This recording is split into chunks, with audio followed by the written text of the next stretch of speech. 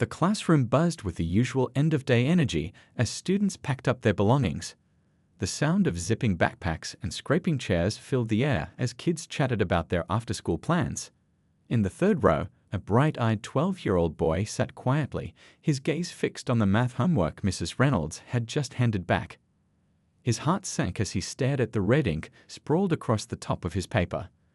The comment wasn't about his calculations or his problem-solving approach. Most of his answers were actually correct.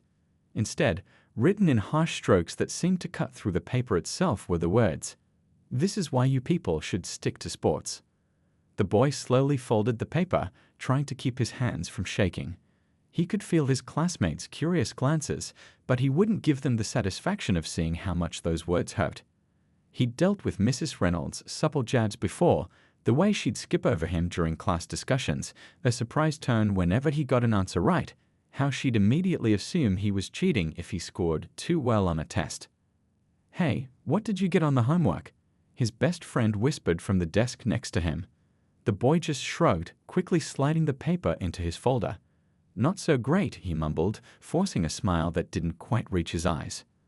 As the final bell rang, he took his time packing up, letting the crowd of students thin out before making his way to the door.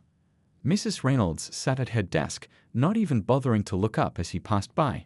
She was already grading the next stack of papers, her red pen moving across them like a weapon.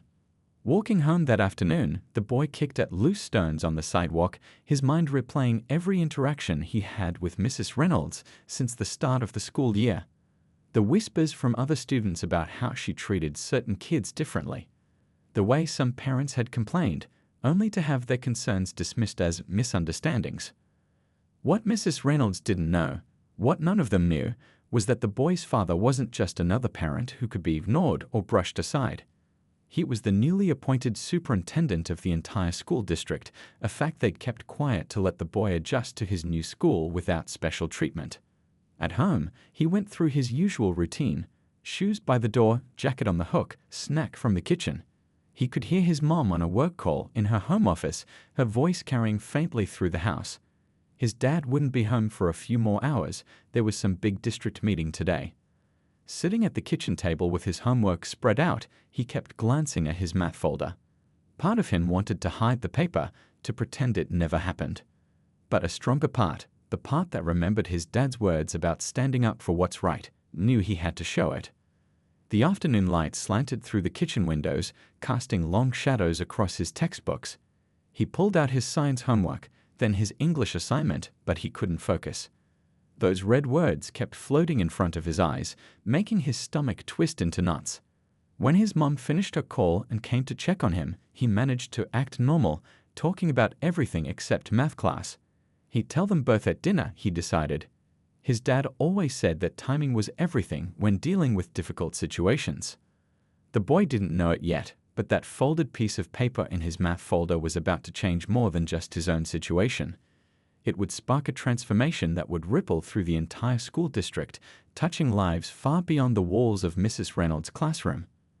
But for now, he sat at the kitchen table, watching the clock tick closer to evening, gathering his courage for the conversation ahead. The aroma of his mom's lasagna filled the house as the boy heard his father's car pull into the driveway.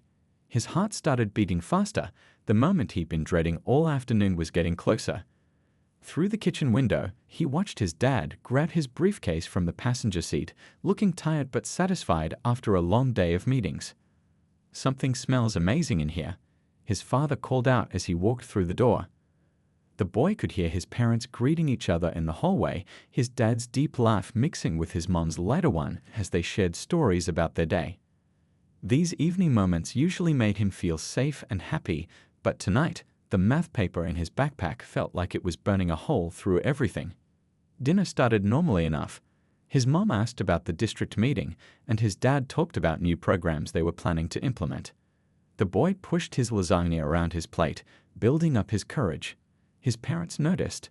They always did. "You're quiet tonight, buddy," his dad said, putting down his fork. "Everything okay at school?" The boy took a deep breath. "I got my math homework back today," he said, his voice smaller than he wanted it to be. His dad waited patiently while he got up from the table and went to get his backpack. The paper was still folded exactly as he'd left it, the cruel words hidden in its creases. His hands trembled slightly as he handed it to his father. The kitchen fell silent as his dad carefully unfolded the paper. The boy watched his father's face change as he read the words at the top, first confusion, then disbelief, and finally a controlled anger that made his jaw tighten. His mother leaned over to look, and her sharp intake of breath seemed to echo in the quiet kitchen. "How long has this been going on?" she asked softly. The boy started talking, and once he started, he couldn't stop. He told them about all the little things, the dismissive looks, the backhanded compliments, the way Mrs. Reynolds would praise other students for work that wasn't as good as his. How she'd make him show his work 3 times over when he got perfect scores, implying he must have cheated. His father listened intently, occasionally asking gentle questions, but mainly letting him talk. The boy could see his dad's superintendent side coming out, the way he took mental notes, how his questions were specific and focused. But there was something else too, the pain of a father watching his son deal with something no child should have to face. When the boy finished talking, his dad stood up and walked to the window. The evening light was fading, casting long shadows across the kitchen floor. For a long moment, nobody spoke. The boy watched his father's reflection in the darkening glass, seeing him work through different emotions. Finally, his father turned around. "I'm proud of you for showing this to us," he said, his voice steady and warm. "It took courage to speak up, and you did the right thing." He shared a look with the boy's mother, a silent conversation passing between them. "We're going to handle this," his mother added, reaching over to squeeze his hand. "But we're going to do it the right way." His father nodded, picking up the homework paper again. "Sometimes," he said, "when people do wrong things, our first instinct is to respond with anger. But that usually just creates more problems. What we need here is change, real, lasting change." The boy watched as his father took out his phone and started taking pictures of the homework, carefully documenting everything. "First thing tomorrow morning," his dad explained, "I'm going to schedule a meeting through proper channels. We'll follow the process just like any other parent would have to do." "But you're not just any other parent," the boy said, thinking about his father's position as superintendent. His father smiled slightly. "Exactly. And that's why we need to be extra careful about how we handle this. We're not just trying to solve one problem, we're trying to make sure this never happens to another student again."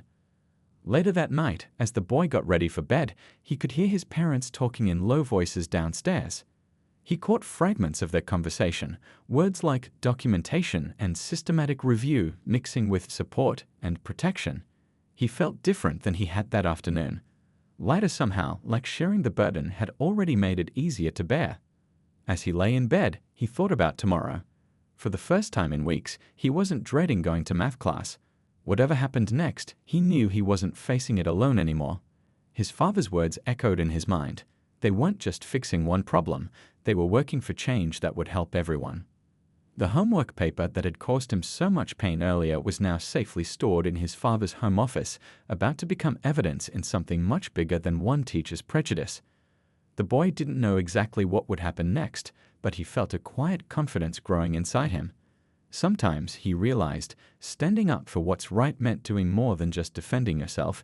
It meant making sure nobody else would have to face the same thing. The morning sun cast long shadows through the school's main office windows as Mrs. Reynolds straightened her cardigan and checked her watch again. She'd been called in for an early morning parent meeting, something she usually handled with practiced ease. After 20 years of teaching, she'd seen it all, or so she thought. The secretary looked up from her computer. "You can go in now," she said, gesturing toward the principal's office. Mrs. Reynolds nodded, gathering her folders and walking with confident steps. She prepared her usual defenses, her grading rubric, examples of other students' work, and her teaching credentials. The moment she pushed open the door, something felt different. Principal Wilson sat behind his desk looking unusually tense. Beside him sat a well-dressed couple she didn't recognize. The father wore a crisp suit that spoke of authority, while the mother's calm professionalism was evident in her composed posture. "Please have a seat," Principal Wilson said, his voice carrying an edge she'd never heard before. Mrs. Reynolds sat down, suddenly aware of the heavy atmosphere in the room. "We're here to discuss some concerning feedback on our son's homework," the father began, his voice measured and controlled. He reached into his briefcase and pulled out a familiar piece of paper, the math homework from yesterday. Mrs. Reynolds felt a slight twinge of recognition, but she maintained her composed expression. "Ah, yes, I remember this assignment. I have high expectations for all my students, and sometimes—" "I don't think you understand," the father interrupted quietly, laying the paper on the desk. "We're not here to discuss academic expectations. We're here to address this comment." His finger pointed to the red ink at the top of the page. Mrs. Reynolds felt the first flutter of unease in her stomach. She'd written many comments over the years, some perhaps sharper than others, but she couldn't quite remember what she'd written on this particular assignment. The father slid the paper across the desk so she could see it clearly. There it was, in her own handwriting. "This is why you people should stick to sports." The words looked harsher in the morning light, stripped of the frustration she'd felt while grading. That was meant to be motivational," she started, but her voice faltered as the father raised his hand slightly. "Let me introduce myself properly," he said, his voice still calm but carrying an unmistakable weight. "I'm Dr. Thompson, the new superintendent of this district." The color drained from Mrs. Reynolds' face. The room seemed to tilt slightly as the implications hit her. She gripped the arms of her chair, but carefully prepared defenses crumbling. "What you wrote on my son's paper isn't motivation," he continued. "It's discrimination, and based on his account, it's part of a pattern of behavior that we need to address immediately." Principal Wilson cleared his throat. "Mrs. Reynolds, we've received other complaints over the years, but nothing this concrete. This cannot be ignored." The mother spoke up for the first time, her voice firm but not unkind. "We're not here to shame or humiliate you. We're here because this needs to change, not just for our son, but for every student who sits in your classroom." Mrs. Reynolds felt tears threatening to form, but she blinked them back. "I never meant. I've been teaching for 20 years. "Then you should know better," Dr. Thompson said quietly. "Experience doesn't excuse bias. It makes it more concerning." He pulled out more papers from his briefcase, emails from other parents, documented incidents, grade comparisons that showed disturbing patterns. Mrs. Reynolds watched as 20 years of subtle biases and casual prejudices were laid bare on the principal's desk. "Here's what's going to happen," Dr. Thompson explained, his tone professional but leaving no room for argument. "There will be a formal review of your grading practices. You'll undergo mandatory training. And most importantly, you'll need to reflect deeply on whether teaching is still the right profession for you." Principal Wilson nodded in agreement. "The district is prepared to offer you support through this process, but there must be genuine change." The morning sun had climbed higher now, illuminating dust motes that danced in the air between them. Mrs. Reynolds sat there, feeling the weight of her actions pressing down on her shoulders. For the first time in her career, she had no defense, no explanation that could justify what she'd written.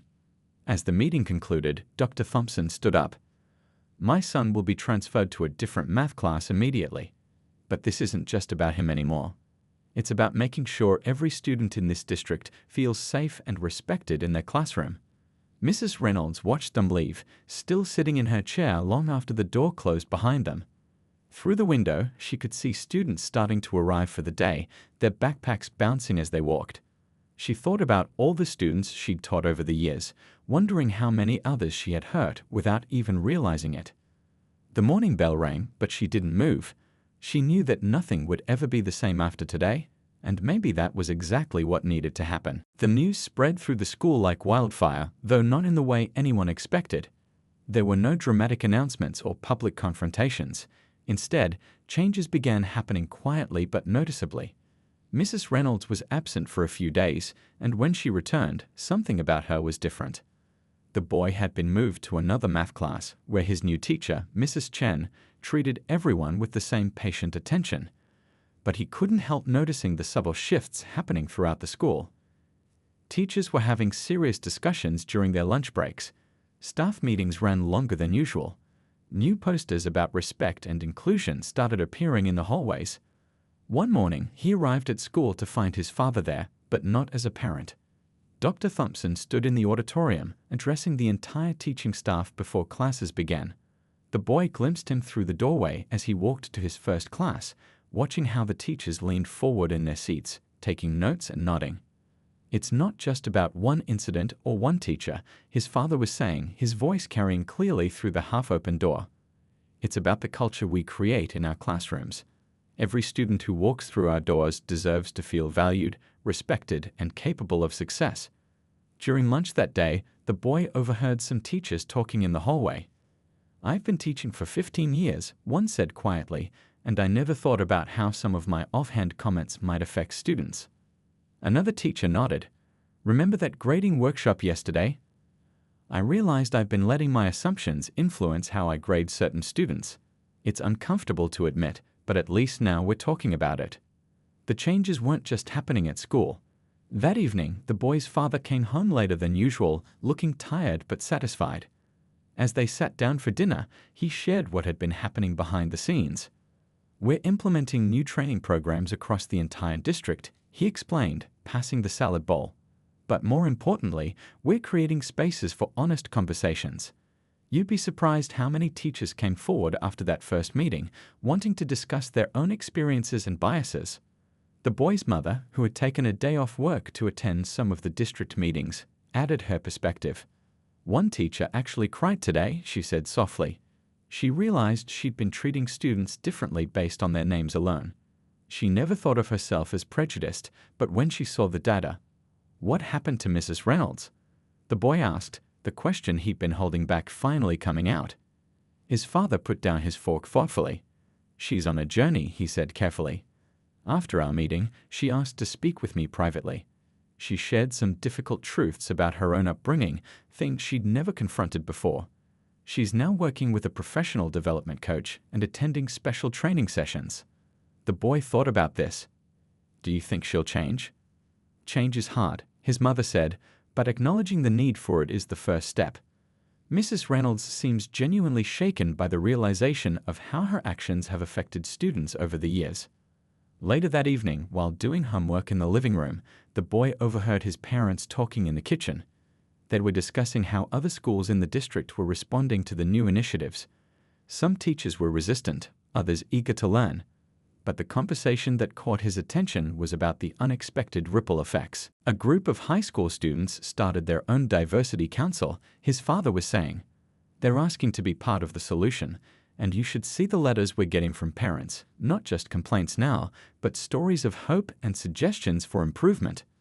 The boy thought about his own role in all of this. What had started with a hurtful comment on his homework had grown into something much bigger than himself. He remembered feeling scared and alone just a few weeks ago, but now he felt like part of a change that was helping others. That night, as he got ready for bed, he found himself thinking about other kids who might have faced similar situations but never spoke up. Maybe they didn't have parents who could help, or maybe they were too afraid.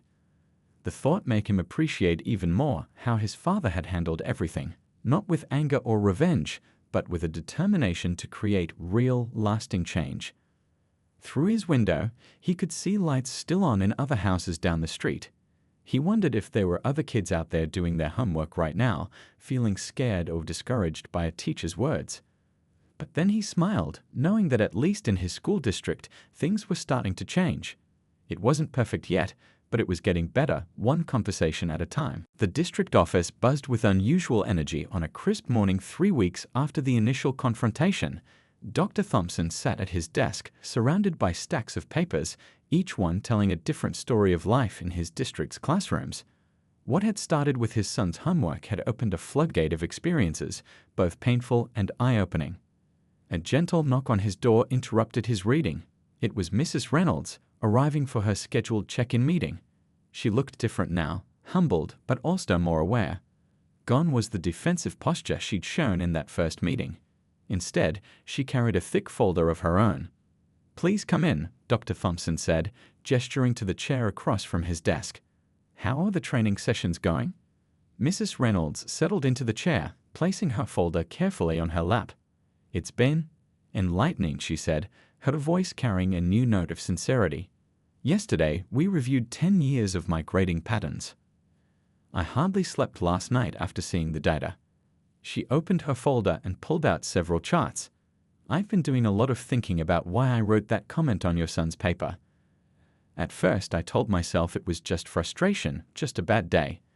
But looking at these numbers, she spread the papers across his desk, each one showing clear patterns in how she'd graded different students over the years.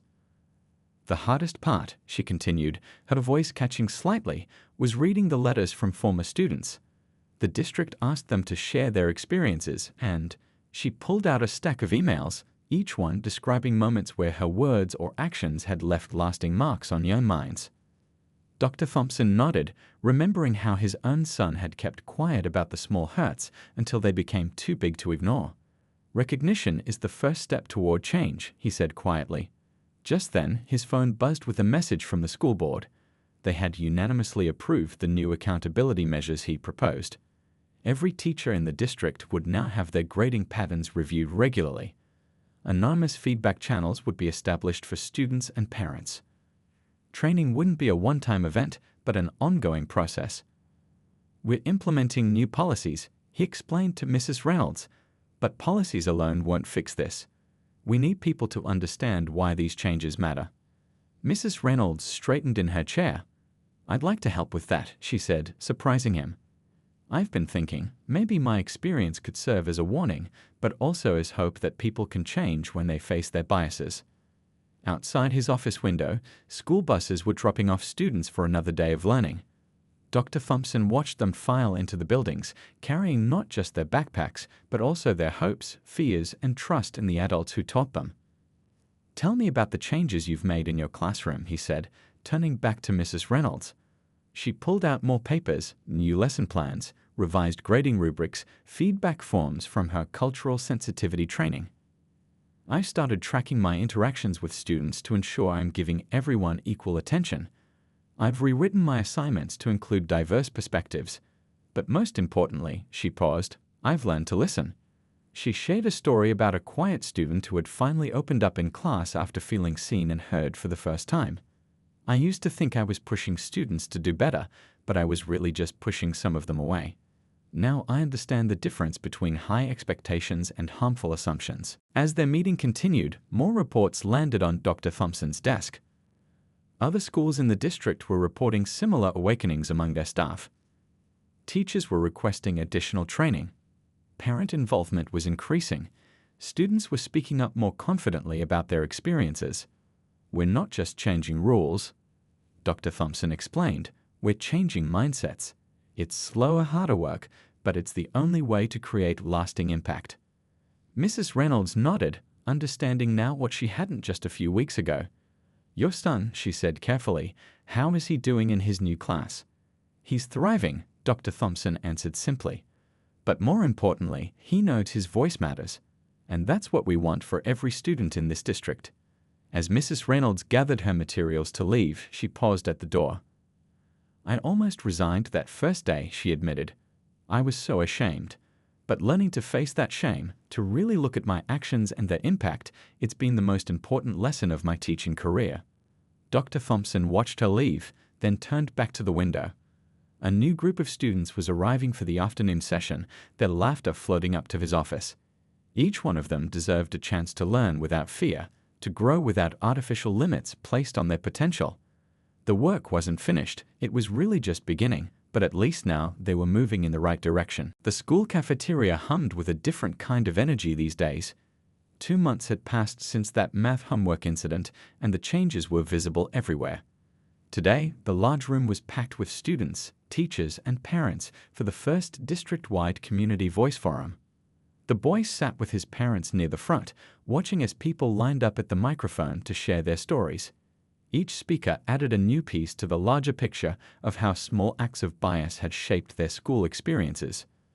A tall high school student spoke about how a counselor had discouraged him from taking advanced classes, suggesting he might be more comfortable in standard courses despite his excellent grades. His voice trembled slightly, but he stood straight as he described how a new counselor had helped him enroll in AP classes where he was now thriving. "I used to think it was just me," the student said, "but being here today, hearing everyone's stories, I realize we're all connected in this."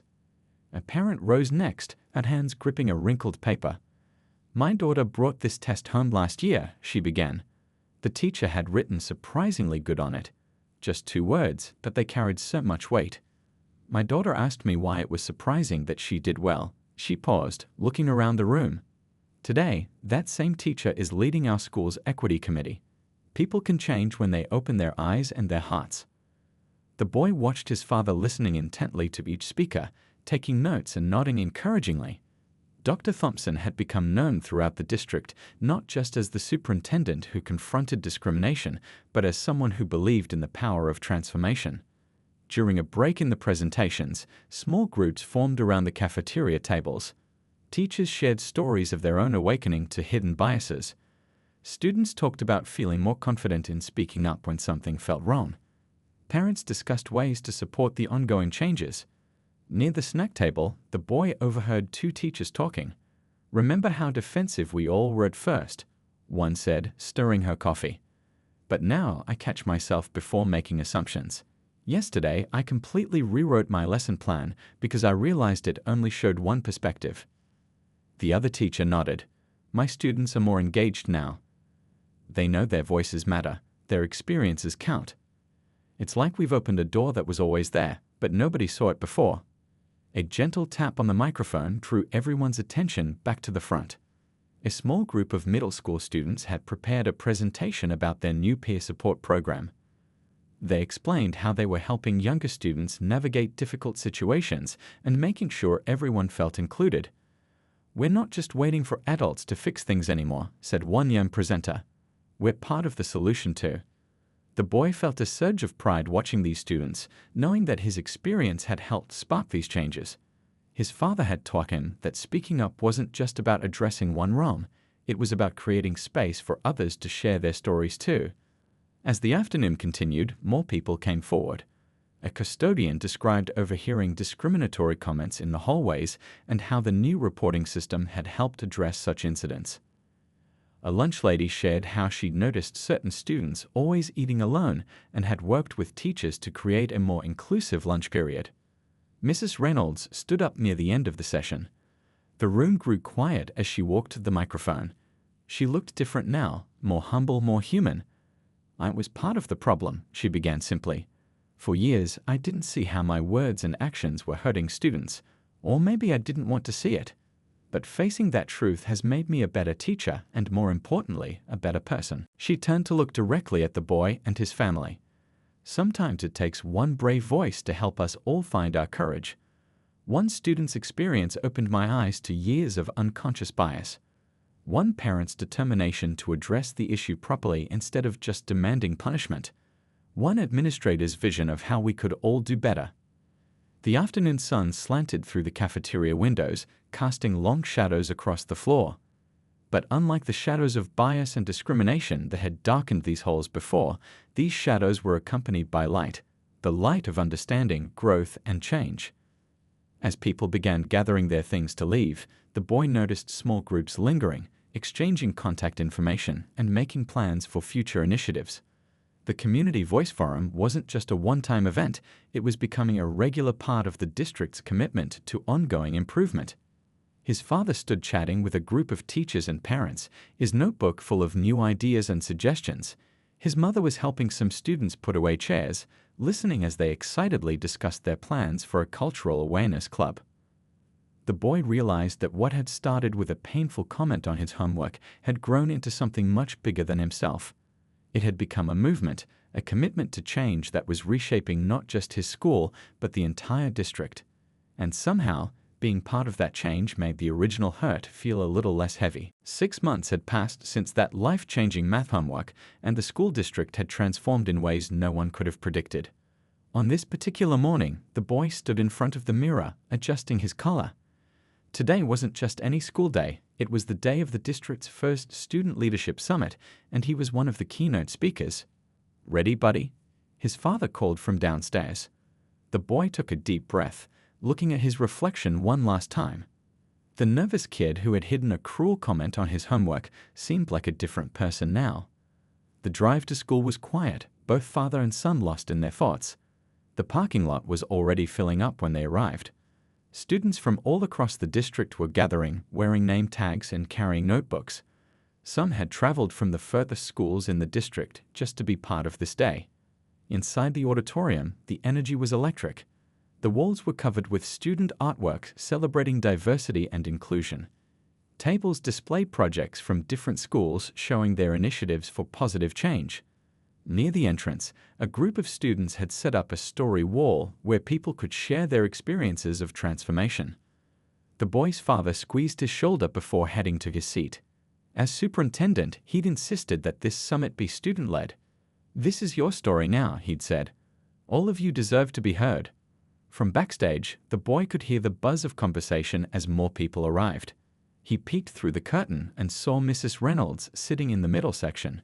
She caught his eye and gave a small wave. These days, she was one of the most active supporters of the district's changes, often sharing her own story of transformation with other teachers. The summit began with a video montage showing the district's journey over the past 6 months. The boy watched as images flashed across the screen, new classroom layouts promoting collaboration, teacher training sessions, student-led discussion groups, community outreach programs. Each image represented countless small victories in their ongoing journey toward real change. When it was his turn to speak, the boy walked to the podium feeling surprisingly calm.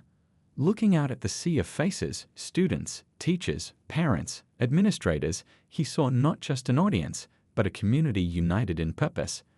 6 months ago, he began, his voice clear and steady.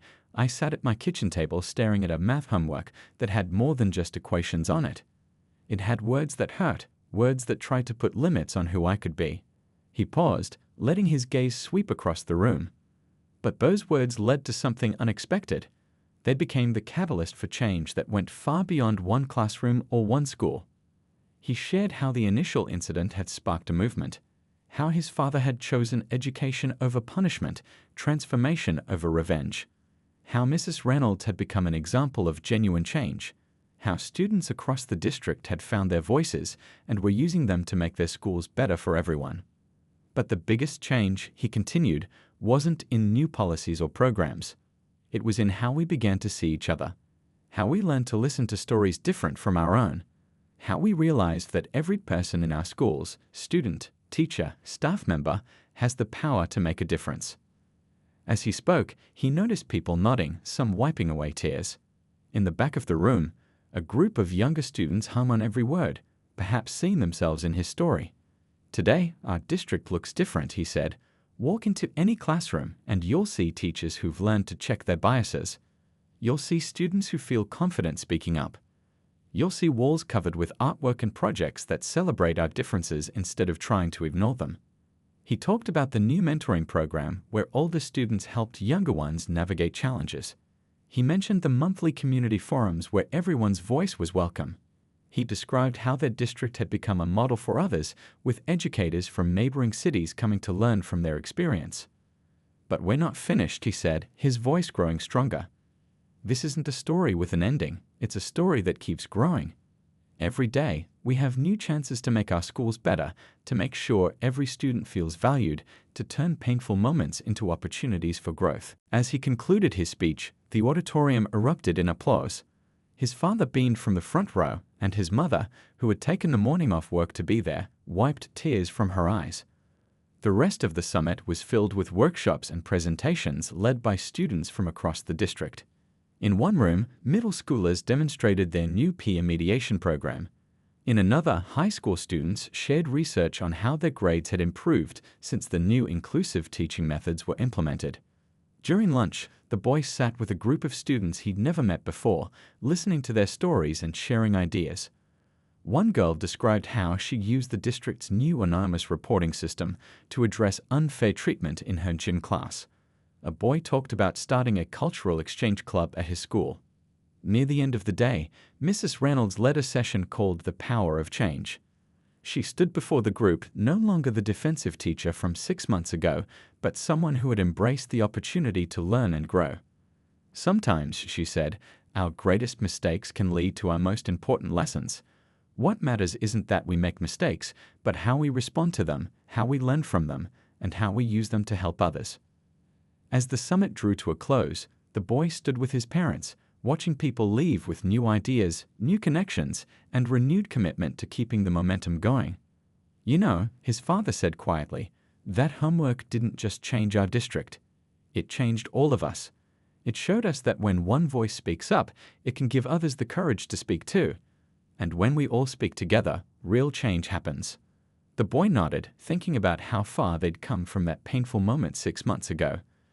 The hurt hadn't disappeared completely. Some scars take time to fade. But it had been transformed into something powerful and positive. Something that would continue to make a difference in the lives of students for years to come.